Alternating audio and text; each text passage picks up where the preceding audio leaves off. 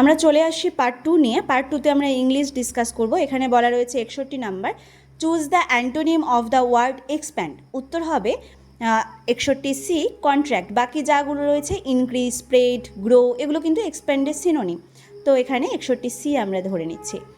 62, choose the correct voice. খুব সহজ একটা ভয়েস চেঞ্জ তোমাদের এখানে করতে বলেছে। বলা রয়েছে হি ওপেন্ড দ্য উইন্ডো। এর কারেক্ট ভয়েস চেঞ্জ হবে the window was opened by him. চলে আসবো 63, বলা রয়েছে চুজ দ্য কারেক্ট স্পেলিং।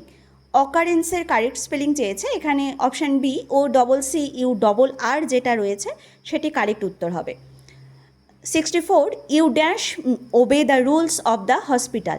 তো এখানে উত্তর হবে you must obey the rules of the hospital. 65, they have finished their work. এখানে কোশ্চেন মার্ক দিয়ে আছে এবং বলা রয়েছে হ্যাভ দিয়ে। তো এখানে অবশ্যই উত্তরটি হবে have not they. 66, choose the correct synonym of the word meticulous. উত্তর হবে বি কেয়ারফুল। এটা আমাদের একদম কমন কোশ্চেন। ইংলিশে কিন্তু আমরা বেশ কতগুলো কমন কোশ্চেন পেয়ে গেছি, একদম হুবহু আমাদের মক টেস্ট থেকে বা স্যাররা যে সাজেশন দিয়েছিল সেখান থেকে অনেক কিন্তু কমন কোশ্চেন। আমরা আমাদের স্টুডেন্টদের যারা পরীক্ষা দিয়েছে তাদের ইংলিশ পার্টটা নিয়ে খুব আশাবাদী। 67 নম্বর বলা রয়েছে চুজ দ্য কারেক্ট সেন্টেন্স। এখানে বেশ কিছু সেন্টেন্স বলা রয়েছে, এর মধ্যে কারেক্ট হলো she is senior to me. 68 number বলেছে choose the correct word to fill in the blank. তো কারেক্ট ওয়ার্ড কোনটা হবে? Every dash has a silver lining. উত্তর হবে every cloud has a silver lining. এরপরে চলে যাব 69। 69-এ বলা রয়েছে choose the correct indirect narration of the following sentence. তো একটা ন্যারেশন চেঞ্জ করতে বলেছে, এটাও খুব সহজ একটা ন্যারেশন দিয়েছে। এইবার কিন্তু তোমাদের ইংলিশ কোশ্চেনটা গত বছরের তুলনায় বেশ সহজ এসেছে। আমরা এটা ন্যারেশন করলে খুব সহজ। The teacher told the students to finish their work that day. 70 number বলা রয়েছে this is the dash difficult question in the paper. উত্তর হবে 70-এর B, this is the most difficult question in the paper.